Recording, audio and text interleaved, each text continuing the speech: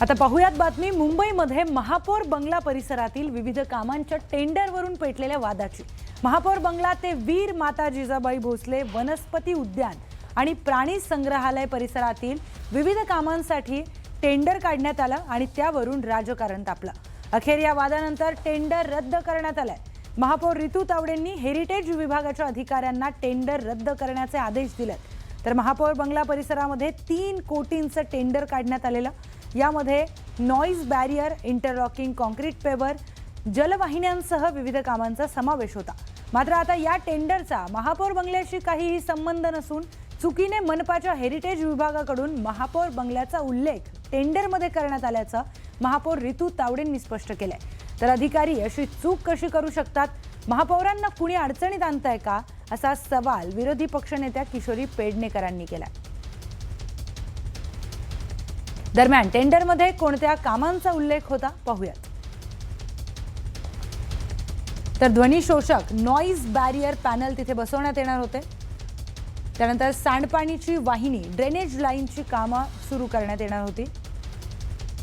पर्जन्य जलवाहिनी आणि इतर वाहिन्यांची सुद्धा कामं त्यासाठी टेंडर काढण्यात आलेलं। इंटरलॉकिंग कॉन्क्रीट पेवर ब्लॉक सुद्धा बसवण्यात येणार होते। तर भूमिगत उंचावरील पाण्याच्या टाक्यांचं बांधकाम सुद्धा करण्यात येणार होतं।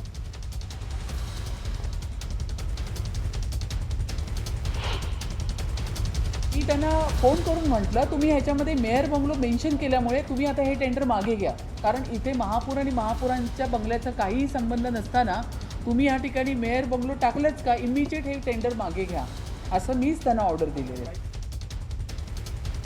दरम्यान टेंडर काढताना चूक झाल्याचं अधिकाऱ्यांनी म्हटल्याचं महापौरांनी सांगितलं। यावर विरोधी पक्षनेत्या किशोरी पेडणेकरांनी अधिकाऱ्यांवर कारवाईची मागणी केली आहे।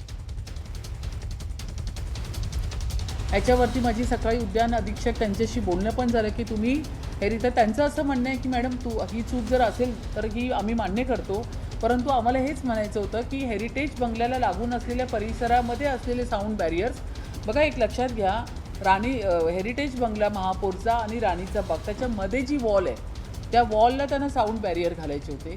त्याच्यामध्ये ते राणीच्या बागेचं काम होतं पूर्ण, तर तो विषय ह्याच्यामध्ये आलेला आहे साऊंड बॅरियरचा। तर त्याच्यामुळे हा विषय राणीचा बागेचा आहे, पण त्यांनी त्याच्यामध्ये उल्लेख जो आहे तो हेरिटेज बंगलेचा केल्यामुळे हा सगळा गोंधळ आणि घोळ निर्माण झालेला आहे। मुळामध्ये हे अधिकारी अशा चुका कशा करू शकतात? महापौरांना अडचणी नेमका आणताय कोण?